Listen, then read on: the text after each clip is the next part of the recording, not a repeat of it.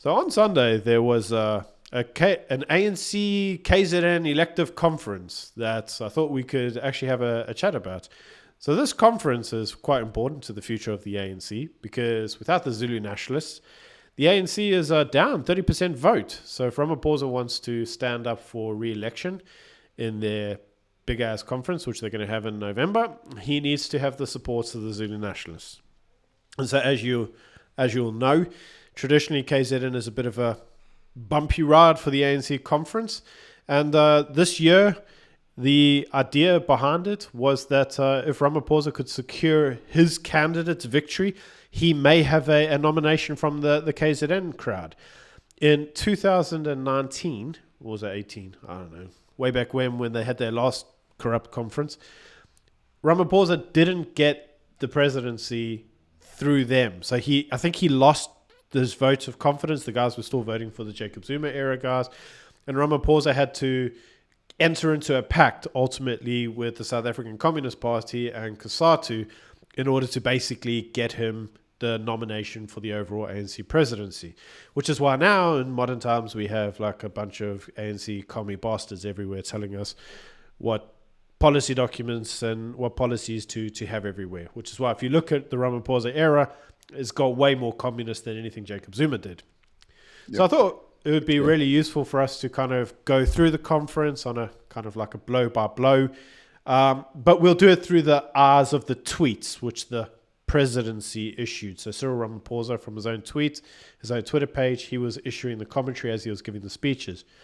So I suppose we should start off this segment by basically noting that apparently in the morning, Cyril wasn't going to go. This declaration which came out on Twitter, they said, actually in breaking news, Cyril's busy, he's going somewhere else, he's not going to the conference, only came out after his man lost the election. And then everybody was like, look how weak Cyril Ramaphosa is. I mean, the guy can't even stand up. He's lost the vote and off he goes. And then lo and behold, what happened? It said out later in the day that apparently he was going to go.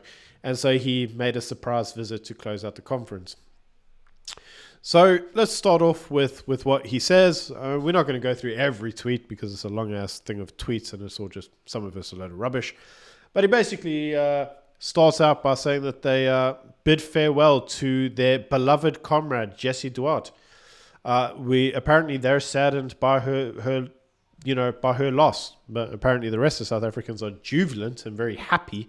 So he seems to be the only person that's not very pleased that she seems to have gone to the great beyond. So importantly, and I'm sorry, it looks like I am frozen, but hopefully you can hear me.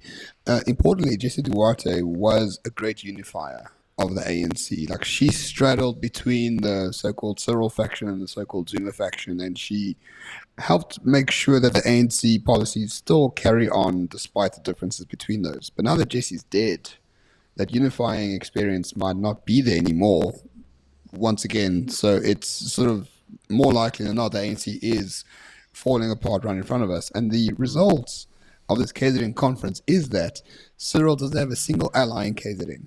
Not a single one. The previous guy didn't like him initially, but then started to become friends, Snooki Zikalala. Not whatever his name is. But now Cyril has no allies in KZN whatsoever. They're actively opposed to him, and Jessie's not there to unite the two factions together, which is a lot more interesting than we think. So that's specifically when we say the factions, as we say, like Jessie Duarte was a famous communist and Ramaphosa got the communist vote the last time around. And now that we've had the communist parties like launch of stuff where Ramaphosa went there and talked a load of rubbish, such as ESCOM 2.0 and all the other rubbish he said. Obviously, a lot of those have now come out to be just that, rubbish. We did a video on that. And Jessie Duarte's not going to be there to kind of be like, it's okay, like back this guy. He's our man. He'll do the right thing. So Ramaphosa is a little bit on his own. He has his faction, but the RET faction, which we are going to talk about in this segment, is, apparently they're on their own. But I don't think there really is an RET faction, but we'll cover that as we get to it. So he then goes on to say, poverty, unemployment, and inequality pass the devastating legacy of apartheid. When in doubt, blame apartheid. And you might ask yourself, why did he reference apartheid here? Well, basically because he goes on to say, have deepened as a result of the pandemic, the unrest in July 2021, and now the rising cost of living. So basically, like any of us with a brain cell would have said, why did we have the unrest, as they want to call it? I'm going to call it riots because that's what it was. Why did we have the KZN riots of July 2021? And it was basically because of ANC internal fighting. But he don't want to say that because he'd be saying it to the very people that had the ANC internal fighting. So he'd have to call them out on it. And he ain't going to do that. So when in doubt, blame apartheid. I mean, what else are you going to do? Yeah, and also the apartheid trope unifies the ANC as well. Like, listen, we're all in this together to defeat the consequences of apartheid, even though everyone knows it's absolute nonsense and bullshit and no one thinks it's important. But if he did call out the riots and the people that purported to start them, he would be calling out the very people he's talking to in the KZN elective conference. And because we know Cyril is a coward, he wouldn't actually do that. And remember that his man lost the conference, so this is actually him talking to the very people who won the conference. So it's like, congratulations for winning, but you guys are all criminal looters, right? That's what he should have said. But obviously he said, congratulations for winning, please be my friend. So he goes on to say, this province is still recovering from the catastrophic flooding that struck several regions in April, caused loss of life and destruction of homes. I think by catastrophic flooding, he basically just means ANC management because the results seem to be the same. Well, he didn't say climate change, which is weird because that's what they blamed it on originally. Like the Western climate change stuff is impacting South Africa. Not the fact that infrastructure is up to shit in KZN, built by the very people in front of him who beat him at his own conference. But hey.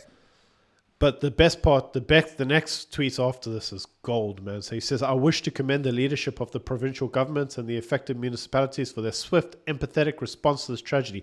Didn't the premier, the ANC premier, actually try to steal water that was for the people and he had it redirected to his house? And then when everybody called him out and he was like, it was a mistake. Like, I didn't mean to do it. It was like, I don't know how it got here. It just got here.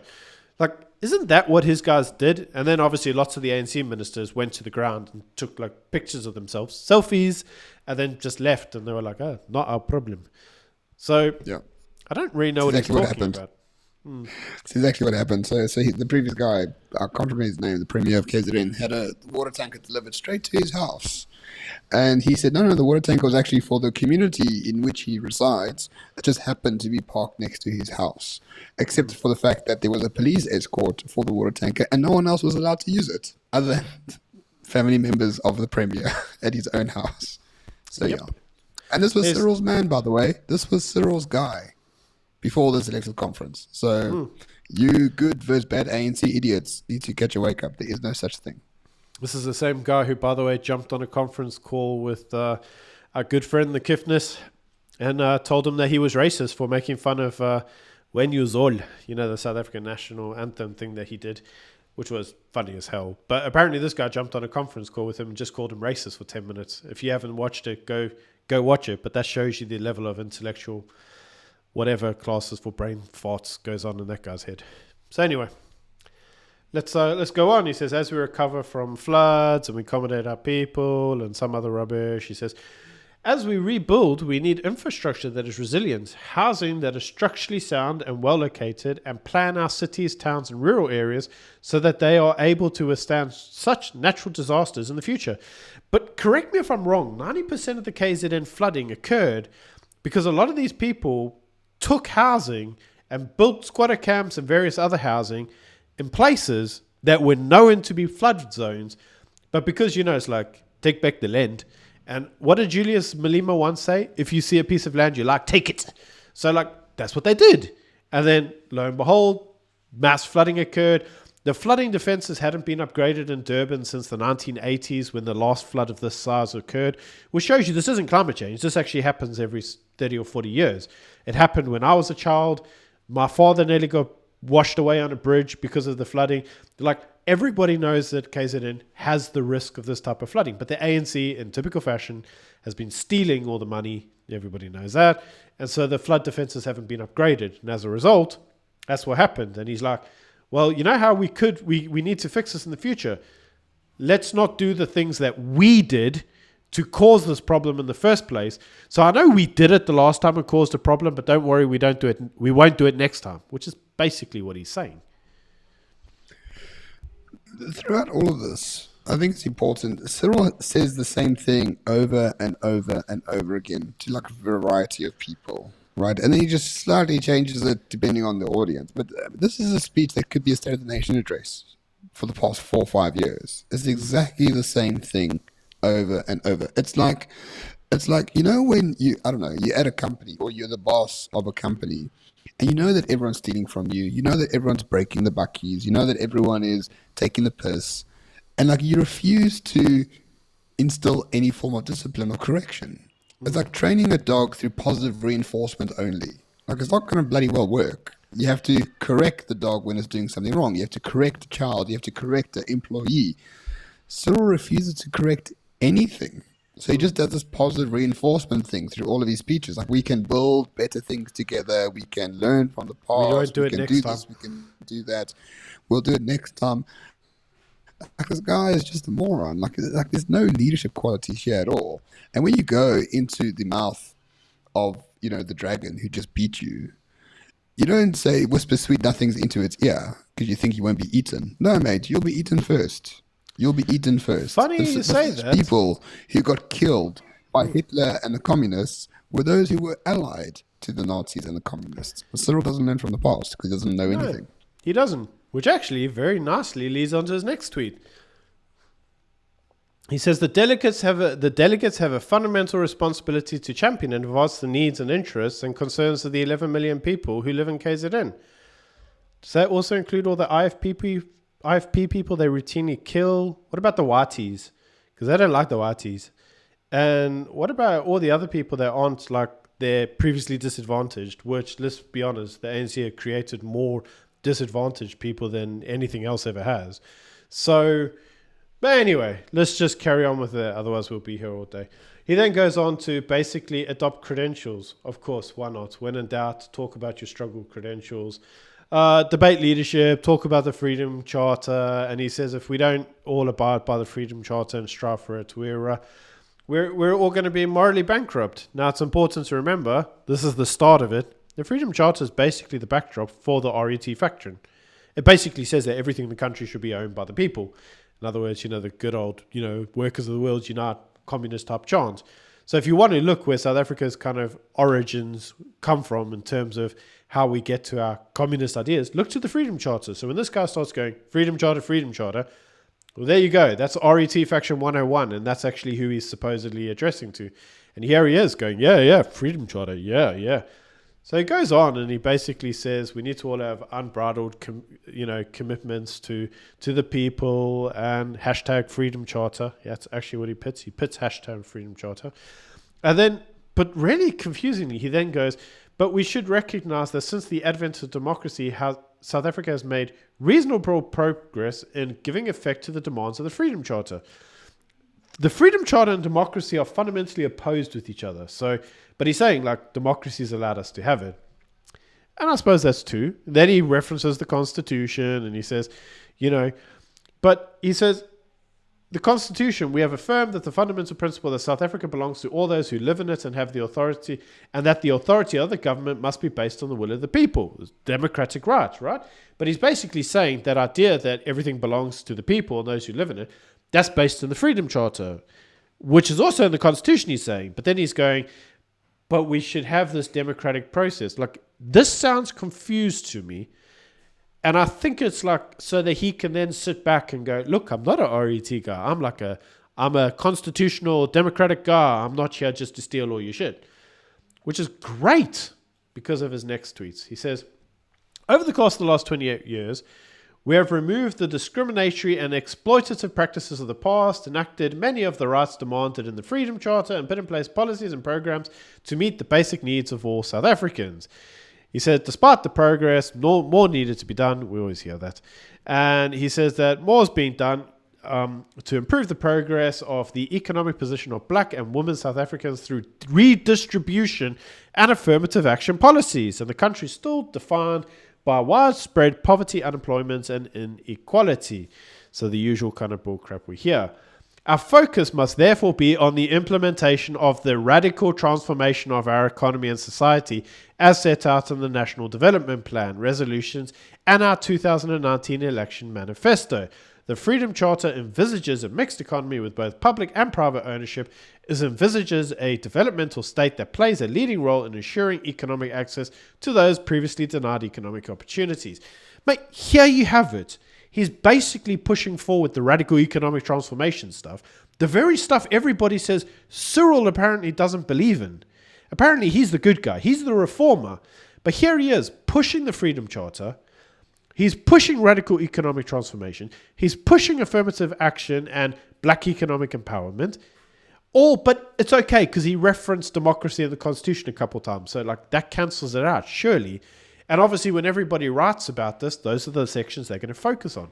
But he's very clearly aligning himself with the new leadership of the ANC, which apparently he's not a part of, right? So he's apparently not part of the RET faction. But here he is, in his own words, siding with RET. Yeah, but I think it's important for people to realize that the RET, so-called RET faction, which we don't think actually exists in a material way, but if they did exist, those are more closely aligned to the old ANC values than anyone else, right? If you look at the Freedom Charter, you look at the National Democratic Revolution, you look at the writings and the policies and whatever you want from the ANC, the radical economic people who want sort of racial nationalism of the means of production of South Africa, it's 1 and 1 equals 2. It is the most obvious connection to make that RET equals ANC. There's no other ANC. Like, Thabo Mbeki's neoliberalism was a complete breakaway from ANC tradition. Which is why they got rid of him. Which is why they got rid of him, of course. Zuma didn't give a shit about RET. He just uses it when he wants to, just to make a for self-enrichment. Yeah, he just wanted to make some money, and he was like, I'm the big chief, I can do whatever I want, and there you go. And he did do whatever he wants. And Cyril was trying to straddle this line where he's like, sort of like pro-whitey corporate WEF, WHO, globalist nonsense with this race, local nationalism of the RET faction. But if he was serious with himself and honest with himself and who he was as ANC president, he would align himself completely with RET, because RET is the closest thing to ANC policy that currently exists in South Africa as we know it. Absolutely correct. And that itself is now becoming kind of like more and more obvious as time goes by. We can all sit here and go, oh, RET, and he's not part of it. But he is. He is very much a part of it. And he is very much part of the problem. And that actually becomes, every time he says the ANC needs to renew itself, and everybody's like, oh, there's more RET forces out there. Like, we're hearing more extreme policies. Why are we hearing more extreme policies?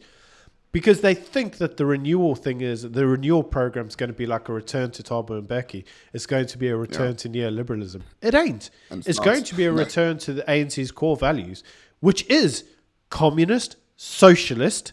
I mean, we've heard the president over the last week just praise communists and socialists to the high heavens, and he's placated all of them. And it's going to be a return to this RET type stuff. What you have in the RET faction versus the Ramaphosa faction, it's a personality contest. You don't have a policy contest. There isn't one set of neoliberal policies and one set of communist policies. But you've got a personality. Yeah, but it's a timing thing as well. So if you think RET is basically transformation, right? So we'll talk about transformation all the time. Transformation is actually just leveraging and extracting wealth from the whites. Let's be honest. Correct. That's all it is. It's putting blacks into positions of white companies and extracting the wealth. That has a certain timeline. It's 30 years, 50 years, 100 years. RET is like, no, we want the whole thing right now. And Cyril knows if you take the whole thing right now, the country collapses because everyone's going to go. And there's going to be people that are more than a policy issue. Yeah. And there's going to be people that are like, nah, that's not a good reading of it. Like, of course, there's a Cyril thing. So let's read his next tweet. His next tweet says, we need to fundamentally alter the racial and gender composition of the ownership, control, and management of our society. We need a South African economy that truly reflects the composition, diversity, and interests of the South African people. Okay, so there you have it. Like, everything Ramon just said, it's right there. It's in his own freaking tweet. Now, you got to ask yourself, why would we want to try redistribute ourselves out of this? Like, surely the best way to grow an economy is to keep the economy you have and create a secondary or parallel extension of the economy of black ownership that works in tandem, not instead of the white economy. That's the way a person with a brain cell looks at it. But that's not really what he wants to do. So he says, this necessarily requires that we address the concentration of ownership of the economy. Well, where have we heard that before? Not only does economic concentration make transformation more difficult by limiting the scope of new entrants, but also staff force competition keeps prices high and encourages inefficiencies. So, just steal everything from the Wati because, something. And then he goes on and basically talks about ownership and market dominance and how we must diversify the economy and have some industrial capacity. He talks about some challenges on growing. And this is the final point of it that really kind of gets me. He goes, they don't have a coherent plan to drive growth and create employment yet. But it's not that they're not working on it. He says they are working on it, but they don't have the plan yet. But let's be honest, like I've just said, you don't create or grow an economy by stealing the economy and then redistributing it to people that don't know how to use it. You keep the economy you have. You run that economy very well. Tom Mbeki understood this. And then you create a secondary economy that also thrives for those people and you unify them, right? You unify them. Why? Because you can't go to a capitalist that, even if he's white, and go, mate, do you want to make money? And he goes, no, I don't want to make money because that guy's black. Like, if there's 60 million people in the country, we want to sell to all 60 million. I don't care what pigment of your color is. I do care what color of your money is. And so as long as you pay for your service, I'll service you all day long, mate. I don't care what you want. So for us, we'd happily have that. There's no racism. There's no one going, oh, I'm not going to sell you a new Toyota Hilux because you're black. Like, that doesn't happen in the country. And if it does happen, that guy's a puss, right? But at the end of the day, it doesn't typically happen. So, but the ideas of let's just transform everything. He somehow thinks that there's almost a degree of supremacy in it if you think about it. He's like, there's almost a degree that if we give it to the black people are so much better than the white people. Like, of course it's going to grow. It's going to grow to the hills, and how can it all go wrong? Like, yeah, they haven't been trained, they haven't had the experience, they haven't had the knowledge or the financial capital to build the enterprise that they have. But there's like, these guys are so much better than the whiteys that the minute you give it to them, like, growth is going to be exponential. And that's kind of how it sounds to me. What do you think? No, it doesn't sound like that at all. This is just what is the word? It's a cynical way to just concentrate more power in the hands of the ANC. So, but I'm talking about the optics of what he's trying to say. What he's trying to do. Optics are like black people great, white people not so great. Like, that's as simple as that. At the end of the day, but if we look at it a bit further into the future, what is going to happen now that Cyril has lost KZN? Either he goes more left than he currently is, which isn't much. There isn't much space for him to do so. I think that's exactly what he's doing, isn't he? Well, only in the speech, and he tells people whatever they want to hear in the speech. Like, never judge Cyril by his speeches because he wants bullet trains and smart cities, and we're nowhere near that. So either he goes further left, which he can, but there's not much there because he really is quite left. Otherwise, he doesn't survive the December election conference. I know a lot of people say, oh, well, he's got Mpumalanga and Free State, so, they could bounce it around. Sure, but it makes it a lot more difficult for Cyril to win the next presidency of the ANC. And also, for a man who's worth 6.5 or 4.5 billion rand, he couldn't pay the same amount of bribes as his opposition in KZN. I mean, what kind of smart strategist is this? Yeah, because Cyril doesn't put his own money, though, on the table for ANC, though, does he? It's like when they're all out of money and they can't pay salaries, Cyril doesn't go, well, I'm a multi-billionaire, so yeah, I have a bill, like, that's nothing to me. Like, he doesn't put his own money on the table. So it's kind of like... No, but I suppose, I got to end off with, I suppose, one of my favorite tweets that he said, and if we don't laugh about this, we won't laugh about anything. He says, ANC members must live and conduct themselves with integrity and honesty and in adherence with organizational discipline. Revolutionary discipline must be applied in a principled and organizational manner. Words I have never heard describe any ANC person ever: integrity and honesty and principled. Yeah, once again, describing a country that doesn't exist. It's the Cyril way. Anyway, folks, this video has gone on for a while. We've talked about the elective conference. You can see Cyril talks a little bit more about some values of the ANC and how they should have a role in healing and regenerating the movement. And he then ends off the conference by basically saying, just don't forget that the ANC is here, not for its own sake. He says it exists to unite all South Africans in building a society founded on the visions of the Freedom Charter. So basically, the ANC is here to bring about the communist utopia. His words, not mine. And he basically then ends off the conference by basically saying, I'm really glad to see that you guys aren't terribly horrible to me. So can we be friends? And he then leaves the conference and gets escorted out. But I think what was interesting about this is that there were reports that Cyril got booed. There were reports that people kind of like sat there singing Jacob Zuma chants, like bring back Zuma. So Cyril looked a little bit like underloved by this conference, even though he went there trying to be the king, the peacemaker at the end. But I think it really does spell trouble for Ramaphosa because he needs KZN as a province. Yeah, and for a quick history lesson of KZN, Jacob Zuma won the presidency because he created hundreds of fictitious ANC branches in KZN. It was his stronghold. He was Zulu. He is a Zulu. And Zulus are very loyal. If the ANC is run by a Zulu, they'll vote for it outright. I think they got close to like 65% of the vote or 70% of the vote in 2009 and 2014. Now they got 44% last year at the local government elections because there are no Zulus in the top six of the ANC, and for the NEC, there's very few Zulus there as well. So in essence, it has caused a quagmire for the ANC because the Zulus who were ANC branch members only existed because of Jacob Zuma. And they are definitely loyal to him, and therefore they will side with him in any particular way, which is why Jacob Zuma is not in prison. But despite all of that appeasement by Cyril and the fake unity stuff, he still lost the conference badly. He didn't win a single position for his own candidates.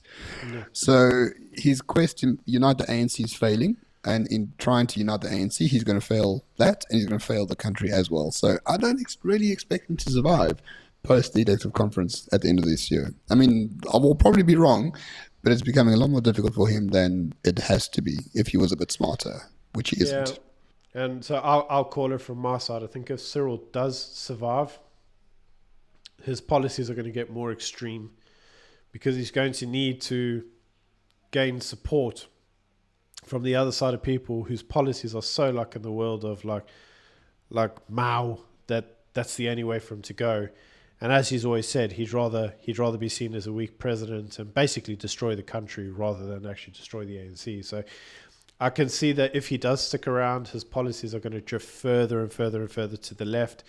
And, we've covered in other segments as well. So it's interesting now to see the media class of South Africa realize, this guy ain't our guy. We thought he was our guy, but yeah, he's kind of like he's pulling a Zoomer on us. And it's interesting because we've always called it straight from the beginning. He basically is Zuma. He's just wearing a different set of clothes. Just speaks better English. Anyway, thanks for watching, everyone. Sorry for the very long video. Hope you enjoyed it. Take it easy. Thanks. All right. Cheers. Bye.